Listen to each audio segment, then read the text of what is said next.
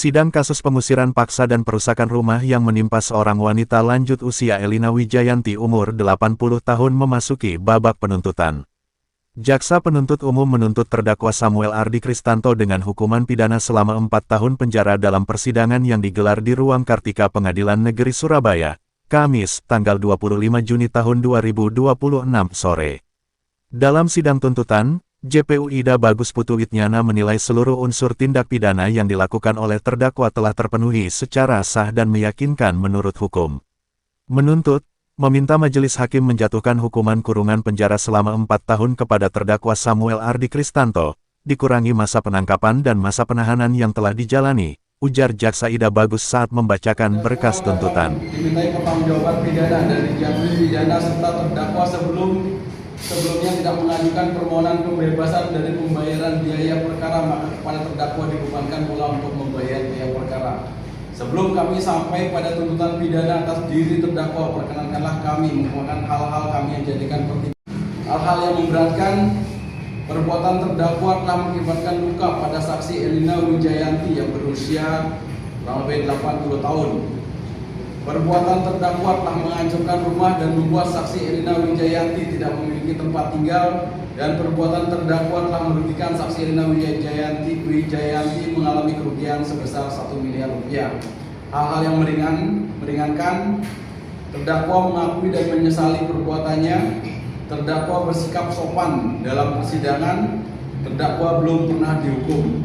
Berdasarkan uraian tersebut, kami jaksa penuntut umum dalam perkara ini dengan memperhatikan ketentuan undang-undang yang bersangkutan untuk dan atas nama negara menuntut supaya Majelis Hakim Pengadilan Negeri Surabaya yang memeriksa dan mengadili perkara ini memutuskan: 1. Menyatakan terdakwa Samuel Ardi Kristanto bersalah melakukan tindak pidana dengan terang-terangan atau di muka umum dan dengan tenaga bersama melakukan kekerasan terhadap orang dan menggerakkan orang lain supaya melakukan tindak pidana dengan cara memberi atau menjanjikan sesuatu secara melawan hukum, menghancurkan atau membuat tidak dapat dipakai bangunan gedung yang sebagian atau seluruhnya milik orang lain.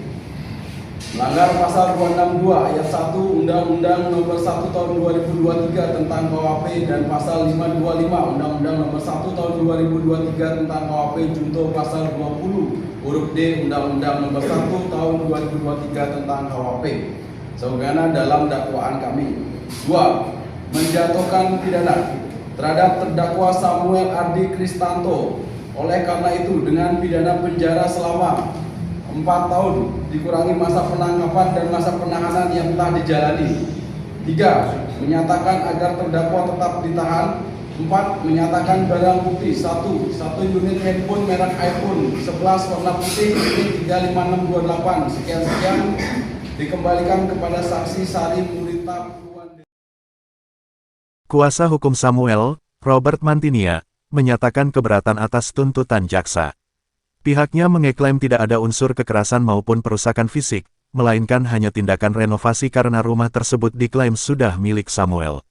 Meski demikian, pihak terdakwa menyatakan menghormati proses hukum dan siap mengajukan nota pembelaan pledoi pada sidang berikutnya yang dijadwalkan hari Senin, tanggal 29 Juni tahun 2026.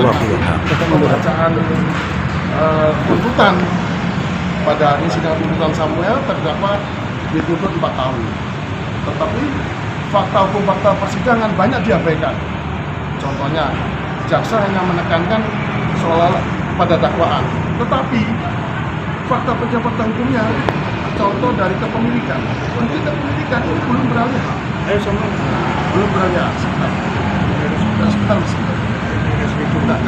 Belum kembali pada keberadaan itu.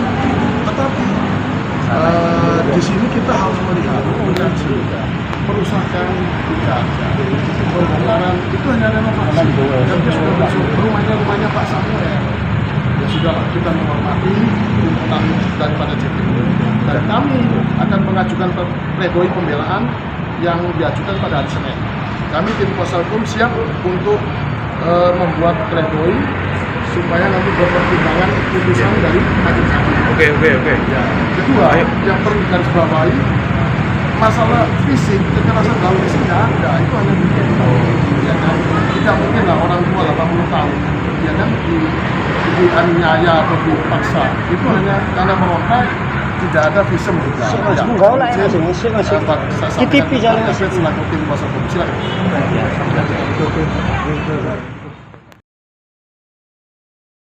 Dari Surabaya Rahayu mewartakan.